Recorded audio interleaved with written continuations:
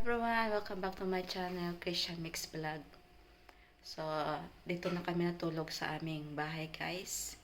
Sa aming new house. Ayan, so dito guys, wala talagang signal dito, nag-iikot. Ayan, tingnan, nakatambay lang yan kasi wala talaga signal dito. Kaya nahirapan ako kasi yung nilagay ni Sir dito na pansamantala muna naming signal is 4G, pocket wifi lang siya. Kaya ang daming kinonek naming dito gadget, kami dalawa ng kasama ko. Kaya naglo-loading na talaga siya. So, yan kami guys. Yan yung room na. Yan yung room namin. So, ito yung aming kusina. Ayan, ito yung aming kusina, diba? Ayan.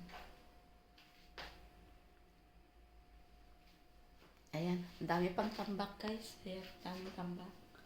Kailangan pa namin to ayusin. Ang aming fridge, napakalaki. Wala pa laman so far. Wala pang laman to. Ayan yung freezer namin. Ito yung mga stove namin. Ayan, may mga coffee maker kami dito. So, ayan. Ito yung mga oven namin dito. Diba? Ayan. Ito yung to.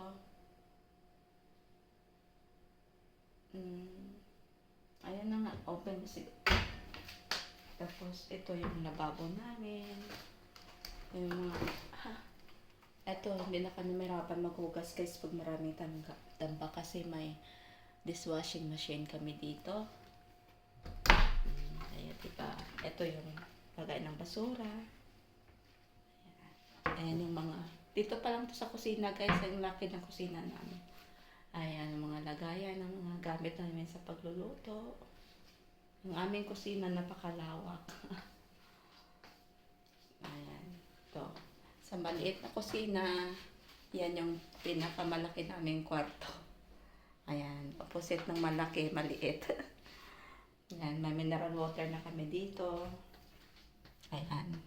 Tapos ito yung aming main door. Ito yung kusina na, pagpasok. So yun guys, so para yan, kalat-kalat kami.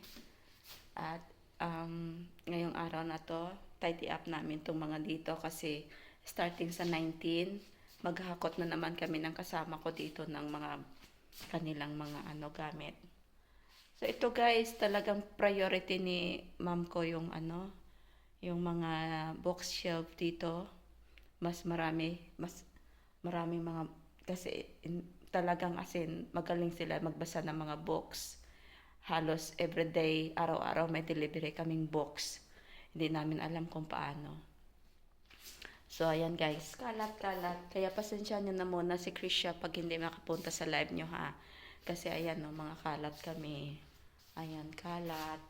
Sobrang makalat pa dito guys. So, ayan yung mga kwarto nila. Pero hindi ko na yan pupuntahan guys kasi privacy ng mga amo ko yan. Ayaw ko yan pasukin. Ayaw ko pasukin yung privacy nila, mga room. May kanya-kanya silang room dyan.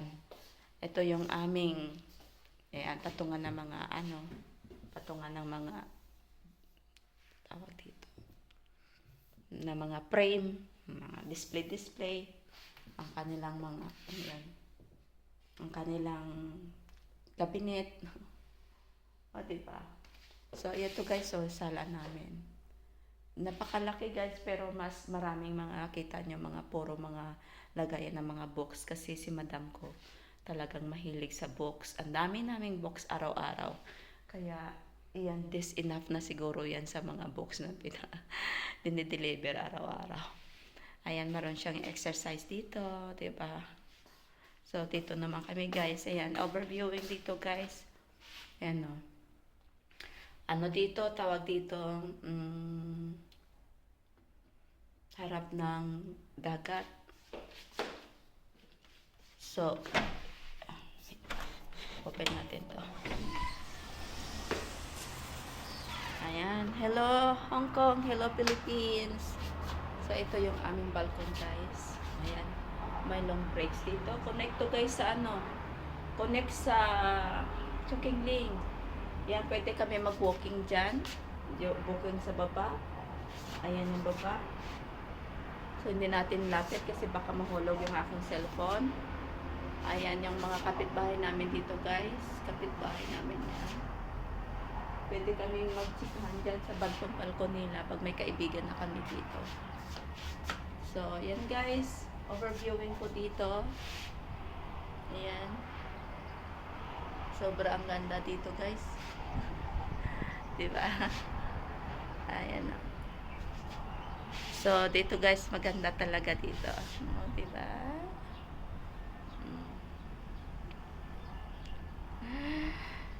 Ay.